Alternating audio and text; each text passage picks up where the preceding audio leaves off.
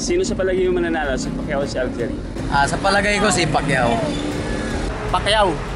Sa palagay ko lang, mare mag-Pacquiao pa rin dahil kasi atin yan eh. Sa palagay ko yan, hindi mananalo si Algieri dyan. Siyempre sa akin si Pacquiao. Sa akin palagay, ang mananalo ay si Algieri kasi bata, mabilis at matangkad. Para sa akin, siyempre bihasa na at veterano si Pacquiao pa rin. I think Pacquiao is going to be the one to take this fight.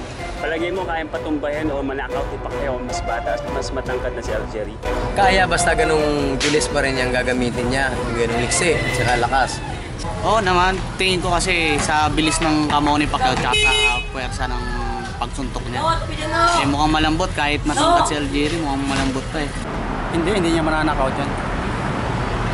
Ang ano ko dyan, ang critics ko dyan, mananakaw dyan. Oo, hindi matatapos yan ron. Hindi, ang mangyayari talaga dyan, tayo sa kailangan talaga ingat din siya. Kung ilalaro ni Pacquiao yung dating laro niya kay Cotto, malamang ipaglalagyan si Algieri. Kaya, maaari dahil nasubukan naman niya sa ibang mga laban na matatangkad din at mas bata din sa kanya. I think he can, but I think he's got to do it in the first couple of rounds. I think it's got to be either first, second, third, fourth round. If it goes past the fourth round, it might be tough for Pacquiao. Palagay mo sapat yung paghahanda ni Pacquiao yung busy siya sa pagbabasketball? Sapat na rin kasi yung pagbabasketball niya, stamina pa rin yung nadadagdag sa kanya.